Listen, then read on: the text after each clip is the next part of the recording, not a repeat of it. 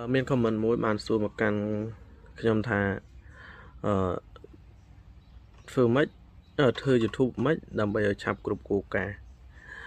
តាមពិតទៅសំណួរហ្នឹងគឺល្អមែនតើតាក់ទងទៅនឹងការធ្វើ YouTube ដើម្បីធ្វើ YouTube ឲ្យឆាប់គ្រប់គោលការណ៍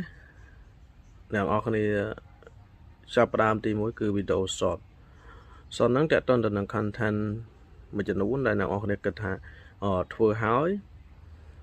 វាឆាប់ផ្ទុះធ្វើហើយវាមានអ្នកមើលអ្នកអីច្រើនក៏ប៉ុន្តែអ្នកសាក3វីដេអូទៅ4វីដេអូសាកមើលសិនទៅបើសិនណាជាវីដេអូធ្វើហើយមានអ្នកមើលច្រើនយើងលេង content ហ្នឹងសិនទៅ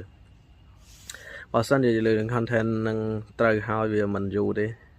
អ្នកនឹងគ្រប់ subscriber ឬក៏ viewer អីចឹងណាពីព្រោះឥឡូវយើងឃើញស្រាប់ហើយថា YouTube វាតម្រូវឲ្យយើងមាន 1000 subscriber 4000ម៉ោងនិង 30m viewer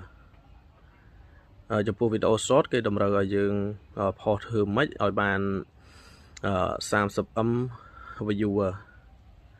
ក៏ប៉ុន្តែចំណែកឯវីដេអូវែងវិញវាតម្រូវឲ្យយើងមាន 1k follow 1k subscribe ហើយនឹង4000ម៉ោងកាលណាដែលយើងធ្វើបាននៅលក្ខខណ្ឌទាំងអស់ហ្នឹងហើយយើងអាចស្នើទៅកាន់ YouTube ដើម្បីឲ្យយើងនឹងបើកមុខងាររកលុយជាមួយនឹង YouTube ហើយវាពិតជាលយមែនតើនៅក្នុងប្រទេសកម្ពុជាយើងឥឡូវដោយសារតែជាដៃគូសហការជាមួយនឹង YouTube ហើយអញ្ចឹងមានន័យថានៅក្នុងស្រុកខ្មែរឥឡូវយើងមិនបាច់ទៅ fake location ឬក៏ VPN អីទៀតទេយើងរកលុយជាមួយនឹង YouTube បានយ៉ាងងាយបំផុតអញ្ចឹងសង្ឃឹមថាអ្នកនរគ្នាអ្នកដែលចូលចិត្តខាងវិស័យ YouTube ទាំងអស់គ្នាតនេ1ម៉ោង2ម៉ោងឬក៏ធម្មតាអ្នកដែលធ្វើការ2ថ្ងៃអញ្ចឹងហើយតនេ2យប់អីចឹងទៅ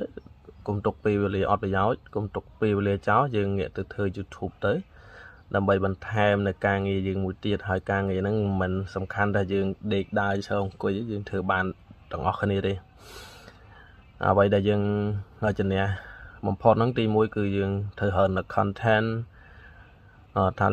content របៀបណា content បែបណាដែលលេងទៅវាត្រូវជាមួយនឹងចរិតរបស់យើងអ្វីដែលយើងចង់បានអ្វីដែលយើងស្រឡាញ់